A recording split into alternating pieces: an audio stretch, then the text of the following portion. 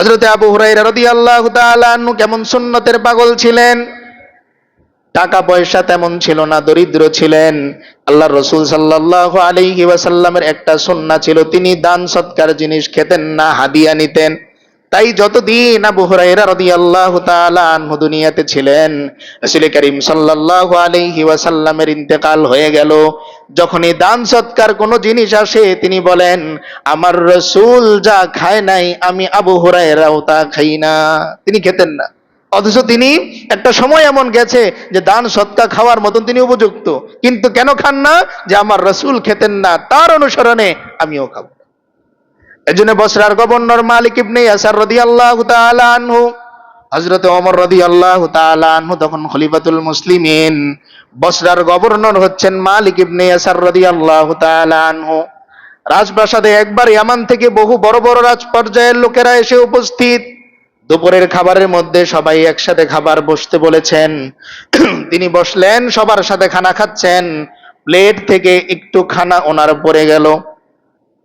এবার তিনি সঙ্গে সঙ্গে হাত দিয়ে উঠাতে নেবেন, এমন সময় সাথে যারা ছিল তারা ইশারা দিল। ইশারায় বলতেছে, ওগো গভর্নর, এই খাবার উঠালে অন্য অন্য রাজ পরিবারের মানুষদের সামনে আপনার মানহানি হবে। তিনি কারো কথা তোয়াক্কা না করে, কারো দিকে না তাকিয়ে খাবার উঠিয়ে খেলেন।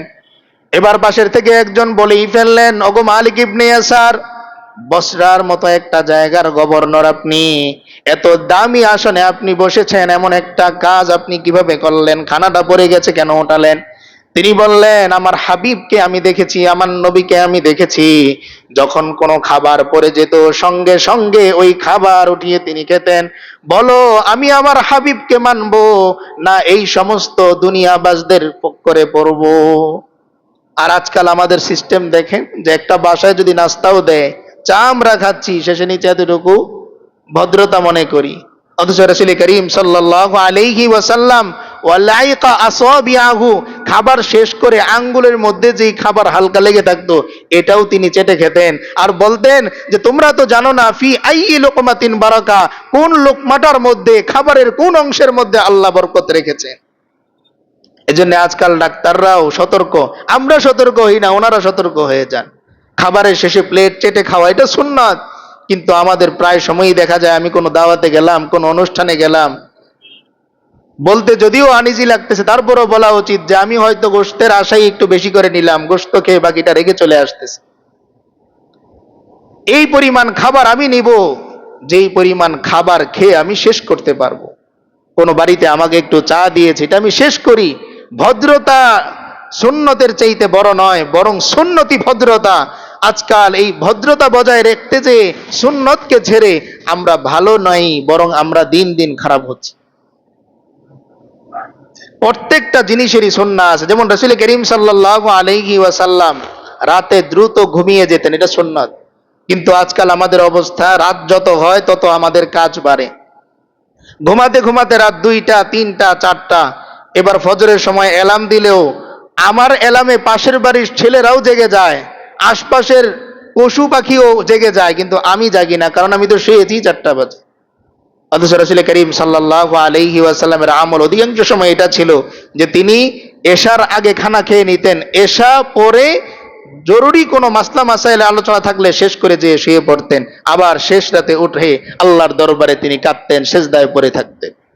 তাহাজ্জুদ এমন এক শক্তিশালী ইবাদত যে পৃথিবীর মানুষ যেটা পারে না, এটা তাহাজ্জুদের মাধ্যমে আদায় করা যায়। ওই সময়টা আল্লাহ তাআলা পুরো ফ্রি থাকেন।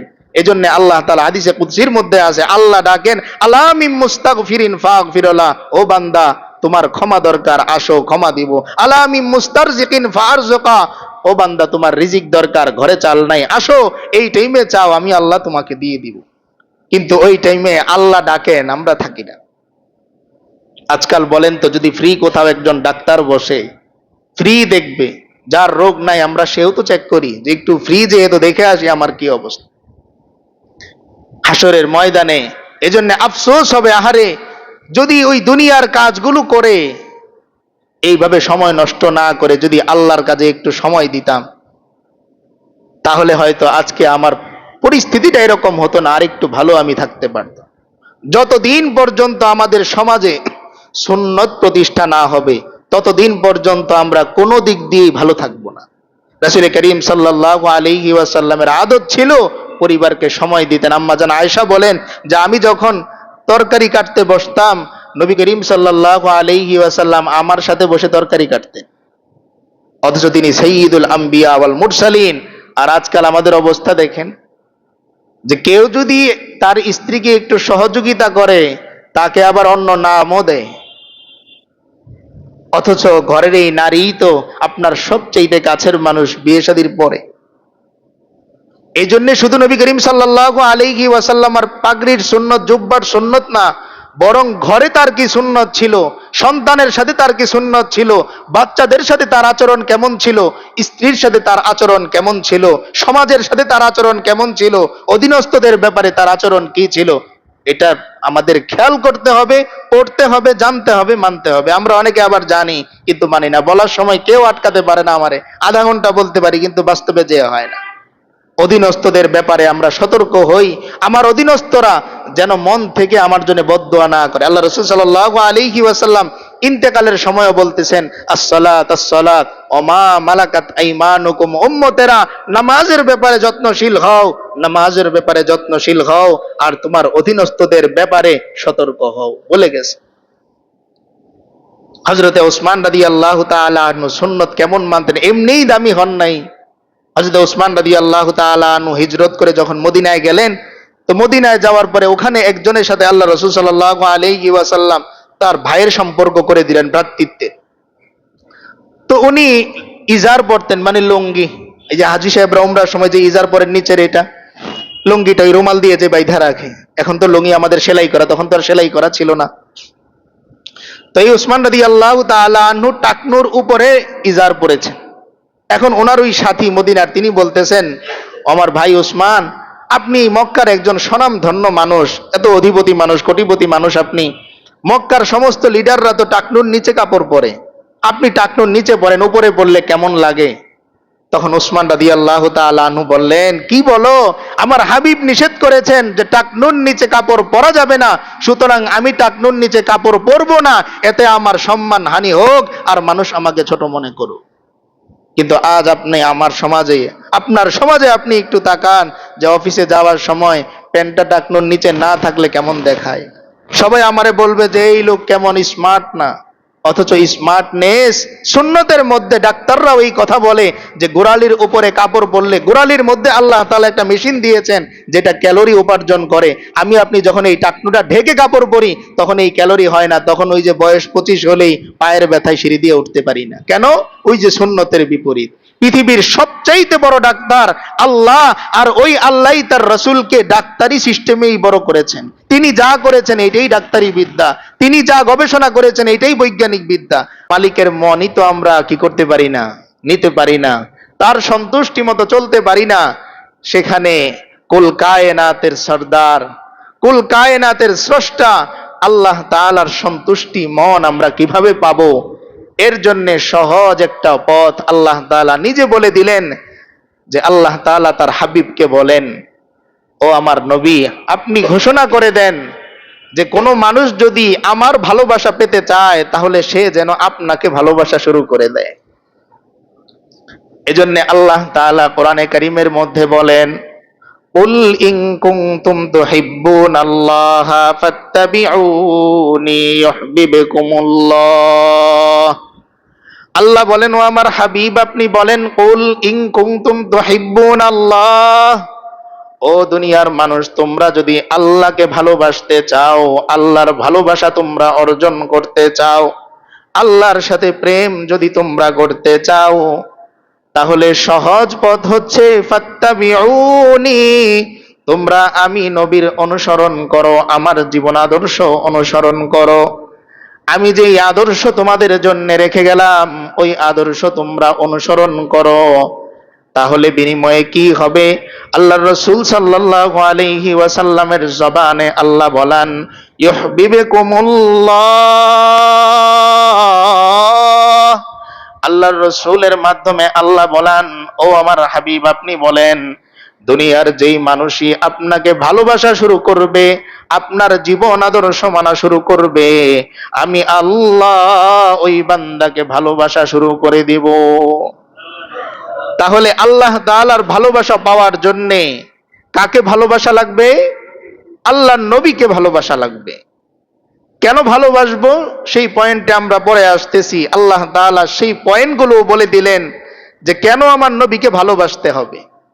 2 নম্বরে আল্লাহ তাআলা তার নবীকে সুসংবাদ শোনাচ্ছেন যে আপনাকে কেউ যদি ভালোবাসতে পারে মন থেকে, তাহলে সে শুধু আমার ভালোবাসা পাবে তা নয়, বরং ওয়ায়াগফির লাকুম দুনুবাকুম, আল্লাহ বলেন আমি শুধু তাকে ভালোবাসবো তা নয়, বরং তার পেছনের জিন্দেগিতে যত অন্যায় সে করেছে, যত গুনাহ সে করেছে, না বুঝে হোক বুঝে হোক, আমি আল্লাহ ওয়াদা করলাম কেউ যদি জীবনে ওয়াদা করে আজ থেকে নবীর আদর্শ আমার জীবনের আদর্শ হবে, আমার নবীর সুন্নত আমার জীবনের মূল টার্গেট হবে, এই ওয়াদা যদি কেউ করে, আপনি জানিয়ে দেন আমি আল্লাহ ওই বান্দার পেছনের জিন্দেগীর সমস্ত গুনাহগুলো মাফ করে দিব।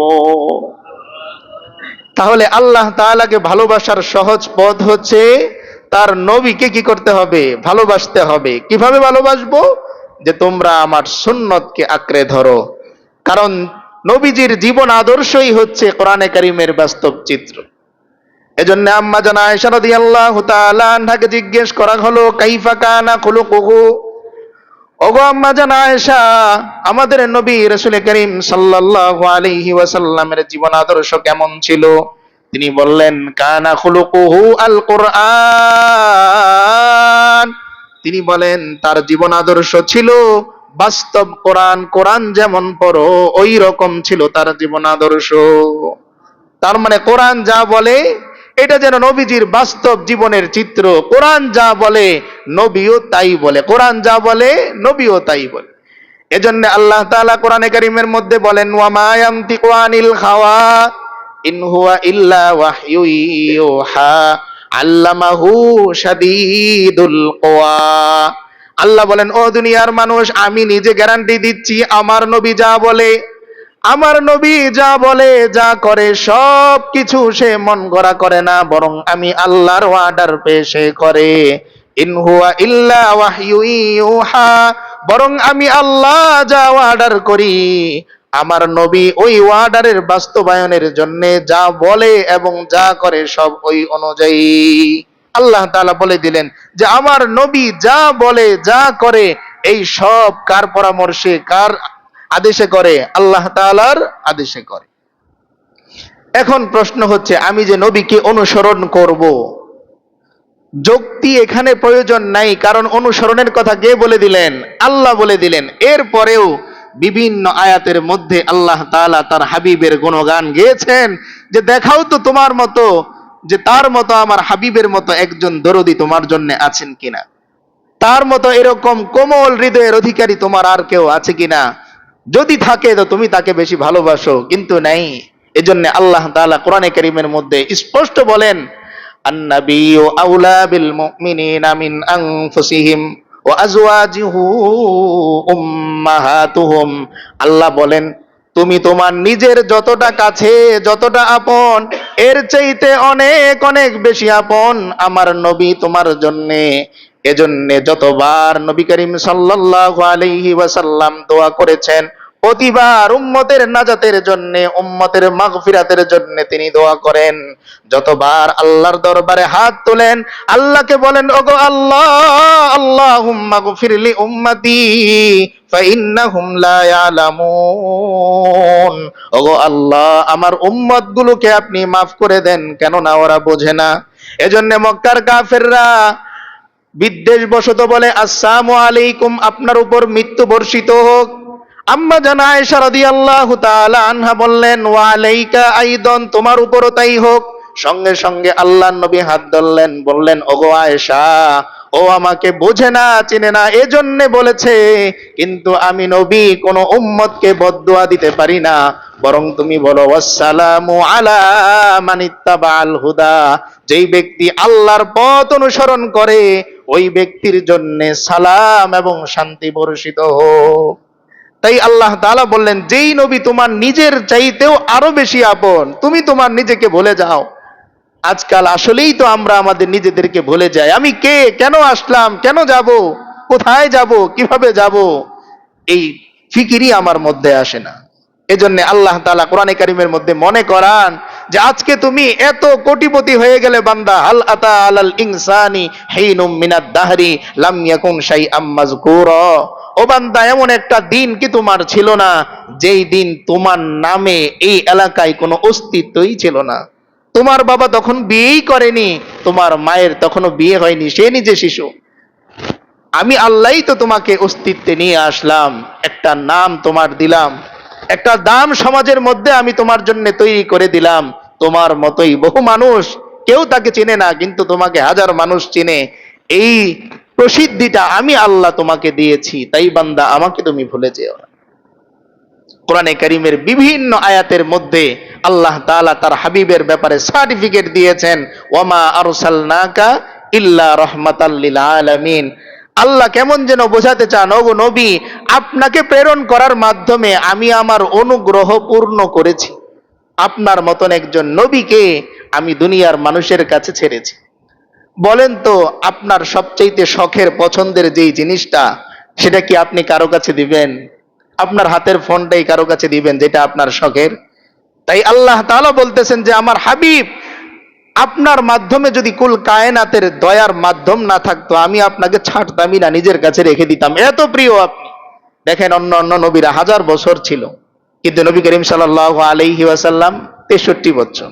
এর মধ্যেও কতবার সিগন্যাল আসে, বারবার আল্লাহ সাক্ষাতের জন্য খবর পাঠান। কেন? হাবিব ছিলেন তিনি, তারপরেও যেহেতু তার মাধ্যমে আল্লাহ আল্লাহর রহমতকে পূর্ণ করবেন, দ্বীনকে পূর্ণ করবেন, এই জন্য এই নবীকে আমাদের মতো মানুষের নবী বানিয়েছেন। এই কথা বললে নিশ্চয়ই ভুল হবে না। যদি এই নবীর আগমন না হতো, আমরা এক মুহূর্ত সুস্থভাবে বাঁচতে পারতাম। পূর্ববর্তী নবীদের ইতিহাস সেদিকে যাব না। গুনাহ করার সঙ্গে সঙ্গে যেই গুনাহ করত, ওই গুনাহের আসর তার চেহারার মধ্যে ফুটে উঠত। কথার কথা, কেউ কুকুরের মতন কোনো একটা অপরাধ করেছে, সঙ্গে সঙ্গে তার চেহারার মধ্যে কুকুরের আকৃতি চলে আসতো। যে কোনো প্রাণীর মতো সে অপরাধ করত, এটা চলে আসতো। কিন্তু আল্লাহর রাসূল সাল্লাল্লাহু আলাইহি ওয়াসাল্লাম আল্লাহর দরবারে ফরিয়াদ করলেন, ওগো আল্লাহ, আমি থাকি আর না থাকি, আপনি আল্লাহ আমার পক্ষ থেকে জিম্মাদার হয়ে যান। আমার কোনো উম্মত যদি কোনো গুনাহ করে, তাদের চেহারা আপনি বিকৃত করে দিয়েন না। দোয়া করে মঞ্জুর করিয়ে নিয়েছেন। নয়তো আজকাল, এই যে আজকেই আমরা মসজিদে আসতে পারতাম না এই চেহারা নিয়ে।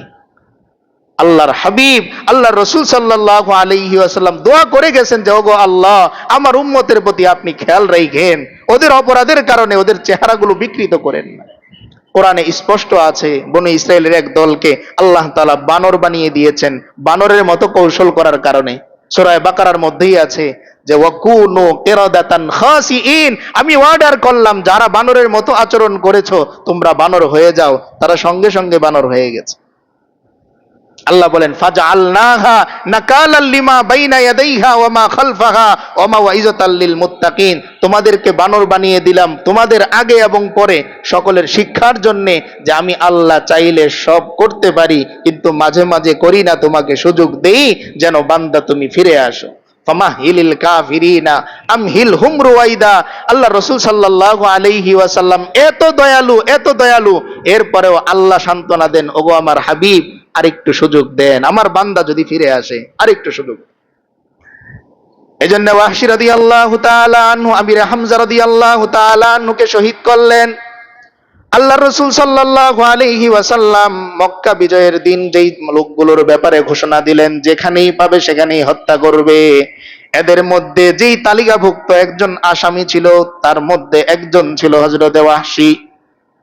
এবার ওয়াহশী যেখানেই যাই সেইখানেই শুধু কালিমার ধ্বনি শুনে, লা ইলাহা ইল্লাল্লাহু মুহাম্মাদুর রাসূলুল্লাহ। যেইখানেই পালাতে যায় ওইখানেই কালিমার ধ্বনি।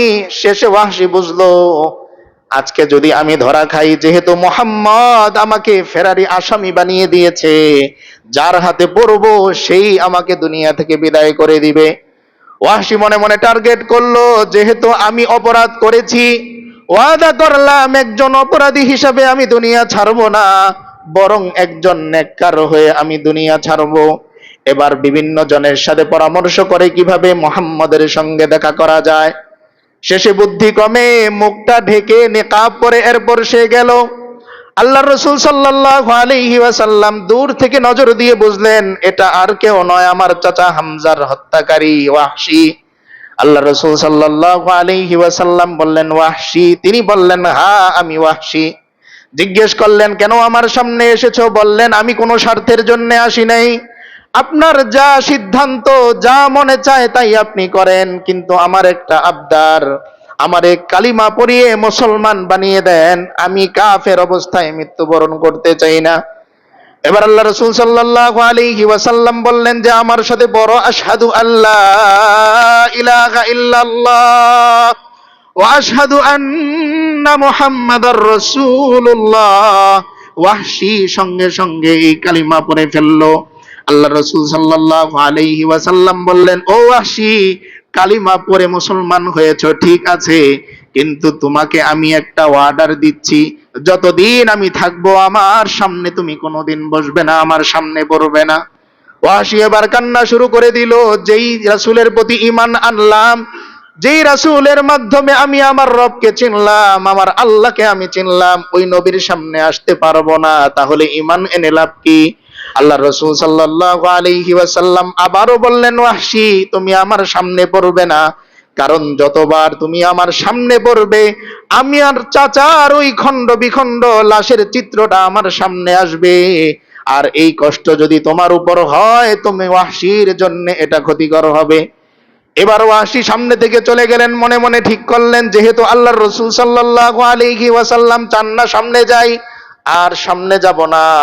তখন থেকে আল্লাহর রাসূল সাল্লাল্লাহু আলাইহি ওয়াসাল্লাম যুদ্ধে যান। ওয়াহশী গাছের আড়ালে দাঁড়িয়ে দাঁড়িয়ে কাঁদে, আর পিছন থেকে আল্লাহর রাসূল সাল্লাল্লাহু আলাইহি ওয়াসাল্লামকে দেখে।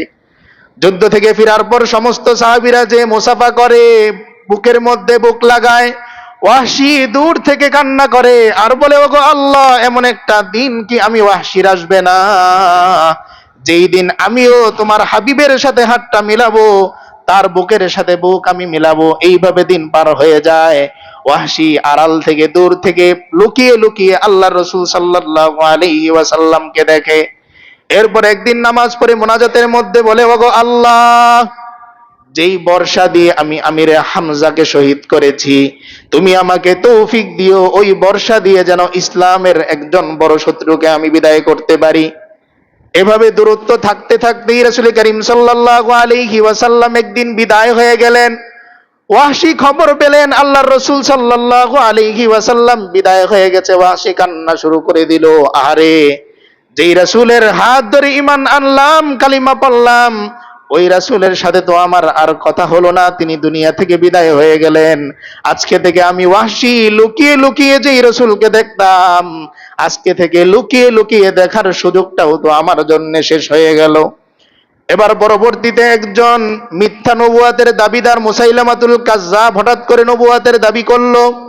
ওয়াহশী মনে মনে রাত্রে ঠিক করে আর আল্লাহর কাছে ফরিয়াদ করে, ওগো আল্লাহ, তোমার হাবিবের চাচাকে যেই বর্ষা দিয়ে আমি আঘাত করে খণ্ড বিখণ্ড করেছি, ওই বর্ষা দিয়ে মুসাইলামাতুল কাজ্জাব যে আমার নবীর সম্মান হানি করেছে, যেন আমি তাকে হত্যা করতে পারি। আল্লাহ তাআলা তার দোয়া কবুল করে নিলেন। তার ওই বর্ষা দিয়ে মুসাইলামাতুল কাজ্জাবকে তিনি দুনিয়া থেকে বিদায় করে দিলেন। এবার রাত্রেবেলা যখন ঘুমান, ঘুমের মধ্যে দেখেন আল্লাহর রাসূল সাল্লাল্লাহু আলাইহি ওয়াসাল্লাম ডাকেন, বলেন, ও ওয়াহশী আসো আসো, যতদিন পর্যন্ত আমি ছিলাম তোমার সাথে আমার কথা হয় নাই, তোমার সাথে আমার মুসাফা হয় নাই, আজকে থেকে আমি নবী তোমার উপর সন্তুষ্ট হয়ে গেলাম, আসো তোমার সঙ্গে আমার বুকটা একটু মিলাই, হাতের সাথে হাত মিলাই। কেমন ভালোবাসছেন, যে নিষেধ করেছেন সামনে আসবে না, তাই গাছের আড়ালে দাঁড়িয়ে থাকেন। কোন দিক দিয়ে নবীজি হেঁটে যায় তিনি ওখান থেকে তাকিয়ে তাকিয়ে আল্লাহ রাসূল সাল্লাল্লাহু আলাইহি ওয়াসাল্লামকে দেখেন। কোন দিক দিয়ে নবীজি ফিরে আসেন খবর নেন, ওখানে দাঁড়িয়ে থাকেন, দূর থেকে এই চেহারাটা একবার দেখার জন্য গাছের আড়ালে লুকিয়ে থাকেন। এই ওয়াহশির কান্না দেখে বাচ্চারা সহ কাঁদতো, যে একটা প্রাপ্তবয়স্ক মানুষ এভাবে কান্না করতে পারে একজন মানুষকে দেখার ব্যথায়, দেখার পীড়ায়। কেমন ভালোবাসা আল্লাহ তাআলা সাহাবীদের মাঝে নবীর সাথে করে দিয়েছিলেন, যে দেখতে না পেলে অস্থির হয়ে যেতে। এজন্য এক সাহাবী একদিন হঠাৎ করে পেরেশান হয়ে আল্লাহর রাসূল সাল্লাল্লাহু আলাইহি ওয়াসাল্লামের দরবারে উপস্থিত। আল্লাহর রাসূল সাল্লাল্লাহু আলাইহি ওয়াসাল্লাম জিজ্ঞেস করলেন, ও সাহাবী, তোমার মন খারাপ কেন? তিনি বললেন, ইয়া রাসূলুল্লাহ, আমার একটা প্রশ্ন। এখন যখন আমাদের মন খারাপ হয়, মনটা অস্থির হয়, দৌড়ে আপনার কাছে চলে আসি। আপনার চেহারা দেখার সঙ্গে সঙ্গে আমাদের মনের সমস্ত পেরেশানিগুলো দূর হয়ে যায়। কিন্তু যখন জান্নাতে চলে যাবেন, আমরা হয়তো আমলের ত্রুটির কারণে দূরে কোথাও পড়ে যাব, তখন কি আপনাকে দেখতে পারবো কিনা? আল্লাহর রাসূল সাল্লাল্লাহু আলাইহি ওয়াসাল্লাম বললেন, আল মারউ মা মান আহাব্বা। ও আমার সাহাবী, দিল থেকে যদি আমাকে ভালোবাসতে পারো, তাহলে শুনে রাখো, দুনিয়ায় যেরকম আমার সঙ্গে তোমাদের সাক্ষাৎ হয়, আমাকে যদি আসলেই মন থেকে ভালোবাসতে পারো, আমার সুন্নাত জীবনে তোমরা আঁকড়ে ধরতে পারো, হাসরের ময়দানেও সেভাবেই বারবার তোমাদের সাথে আমার সাক্ষাৎ হবে। এই নবীর সোহবতে গেলেই জীবন পাল্টে যায়। যেখানে হাত দেন ওখানে জাহান্নামের আগুন কি হয়ে যায়? আরাম হয়ে যায়। এজন্য আবু তালেবের ইন্তেকালের সময় রাসূল করিম সাল্লাল্লাহু আলাইহি ওয়াসাল্লাম বারবার বলেন, ওগো চাচা, আপনি কালিমা পড়েন, কালিমা পড়ে মুসলমান হন। কারণ বহু রাত এমন গিয়েছে, হযরতে আলী রাদিয়াল্লাহু তাআলা আনহু নিজে বলেন, আমার বাবা বুকের মধ্যে নিয়ে আমাদেরকে কখনো ঘুমাননি, কিন্তু আমরা খেয়াল করেছি মুহাম্মদকে আমার বাবা বুকের মধ্যে নিয়ে রাত্রে ঘুমাতেন। ইন্তেকালের আগ মুহূর্তে বারবার আল্লাহ রাসূল সাল্লাল্লাহু আলাইহি ওয়াসাল্লাম তালকিন দিচ্ছেন, ওগো চাচা, আপনার মুহাম্মাদুর রাসূলুল্লাহ বলতে হবে না, শুধুমাত্র লা ইলাহা ইল্লাল্লাহ আপনি বলেন, বাকিটা আমি আমার রবের সঙ্গে বুঝে নিব। তিনি রাজি হন না। শেষে বললেন, আপনি শুধুমাত্র ঠোঁটটা নাড়ান, আমি আমার রবের কাছে ফরিয়াদ করব। আপনি ঠোঁট নাড়ানোর মাধ্যমে ঈমান এনেছিলেন, তবুও তিনি রাজি হন না। শেষে হাত মুবারক দিয়ে মাথা থেকে আস্তে আস্তে নিচের দিকে হাত বোলাতে বোলাতে যাচ্ছেন। আর যখনই পায়ের কাছে চলে আসলেন, জিবরিল খবর নিয়ে আসলেন, ওগো নবীজি, আপনি আপনার হাত উঠান, কারণ আরো নিচে যদি আপনার হাত নেন আল্লাহ নারাজ হয়ে যাবেন। কারণ আল্লাহর যেই সিস্টেম, এই সিস্টেম ভঙ্গ করা লাগবে, ঈমান ছাড়া আল্লাহ মাফ করেন না। কিন্তু আপনার হাত আমার আল্লাহর কাছে এত দামি, আপনার হাত যেই জায়গায় স্পর্শ করবে আমার আল্লাহ ওই জায়গায় জাহান্নামের আগুন দিবেন না। এই নবীর কাছে গেলে কি হয়ে যায়? জীবন পাল্টে যায়। হাতের স্পর্শে জাহান্নামের আগুন কি হয়ে যায়? আরাম হয়ে যায়। হযরতে মায়েজ আল ইসলামী রাদিয়াল্লাহু তাআলা আনহু ঈমান আনার আগে এত এত অন্যায় করেন, মাথায় কখনো আসে না অন্যায় করি।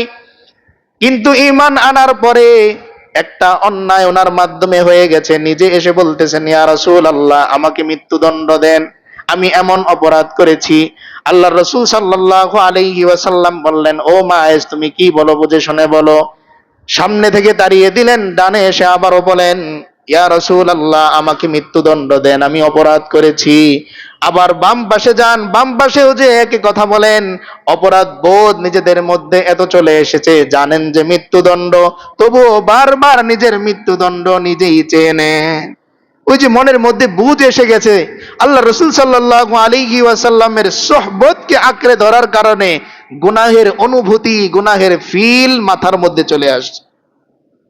আজকাল আমাদের জন্য অত্যন্ত ভয়ঙ্কর ব্যাপার তো এটাই, যে আমরা অপরাধ করি কিন্তু অপরাধ বোধ আমাদের হয় না। কেন? কারণ নবীর আদর্শ আমাদের মধ্যে নাই। একজন মানুষ যখন সুন্নত মানা শুরু করবে, চেহারা থেকে শুরু করে পুরো বডির মধ্যে, জীবনের মধ্যে, সমাজের মধ্যে, পরিবারের মধ্যে যখন সে রাসূলের জীবন আদর্শ আঁকড়ে ধরবে, তখন তার মধ্যে গুনাহের অনুভূতি আসবে।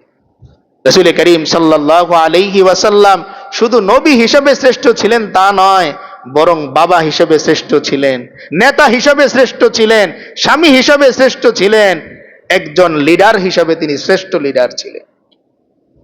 এজন্যই তো সাহাবায়ে কেরাম সুন্নতকে অনুসরণ করতে যে নিজেদের আত্মবিসর্জন ওনারা দিতে প্রস্তুত ছিলেন, তবু সুন্নত ছাড়তে রাজি না। এজন্য হযরত আব্দুল্লাহ ইবনে ওমর রাদিয়াল্লাহু তাআলা আনহু লম্বা সফরের জন্য বের হয়েছেন। রাস্তার মধ্যে হঠাৎ এক জায়গায় তিনি সফর বন্ধ করলেন, উট বসিয়ে দিলেন। সাথের সাহাবীরা বললেন, ওগো আব্দুল্লাহ, এখানে কেন সফর স্থগিত করলেন, এখানে কেন বসলেন? লম্বা সফর, আমাদের রওনা দিতে হবে, দ্রুত আমাদের যেতে হবে। আব্দুল্লাহ ইবনে ওমর রাদিয়াল্লাহু তাআলা আনহু বলেন, তোমরা কি জানো না এই জায়গায় আমার রাসূল সফর করার সঙ্গে তার উটটা বসিয়েছেন, এই জন্যে তার অনুসরণে যেই জায়গায় তিনি উট বসিয়েছেন ওই জায়গায় আমি আব্দুল্লাহ উট বসাচ্ছি। রাসূল করিম সাল্লাল্লাহু আলাইহি ওয়াসাল্লাম যেই দিক দিয়ে সফরে বের হতেন, হযরতে আব্দুল্লাহ ইবনে ওমর রাদিয়াল্লাহু তাআলা আনহু লম্বা সময় ঘুরে এসে ওই দিক দিয়ে সফরে বের হতেন আর বলতেন, ওগো আল্লাহ, আপনার হাবিব যেই পাশ দিয়ে সফরে বের হয় আমি আব্দুল্লাহ ওই পাশ দিয়ে সফরে বের হচ্ছি, এই ওসিলায় আপনি আমাকে মাফ করে দেন। সুন্নতকে আঁকড়ে ধরতেন, যে একটা উট কোথায় বসিয়েছেন এটাও খেয়াল রেখেছেন, ওই জায়গায় তিনি উট বসাতেন।